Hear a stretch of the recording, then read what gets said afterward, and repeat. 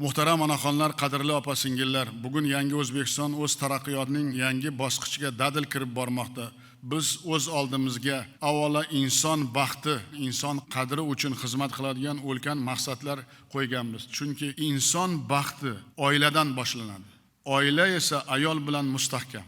Kelajak avlod ana shu muqaddas makonda kamolga yetadi. Hech shubhasiz bu borada qizlarimizning ma'naviy tarbiyasi hal qiluvchi o'rin tutadi.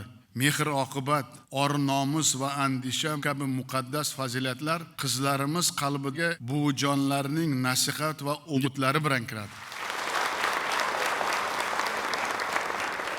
Buvijonlar nasihati o'gitlari bilan oilada tarbiya olgan qizlarimiz yurish turishi, odob axloqi va hayotga munosabati bilan tengdoshlariga hamma vaqt namuna bo'lib kelyapti. Bugungi sharoitda ana shu tarbiya maktabiga ehtiyoj har qachongidan ham dolzarb bo'lib turibdi.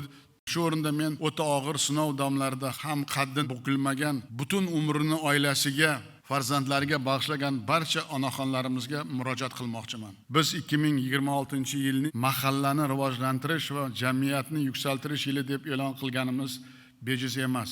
Dunyodagi vaziyat qanday tahlikali bo'lib borayotganini barchamiz ko'rib bilib turibmiz.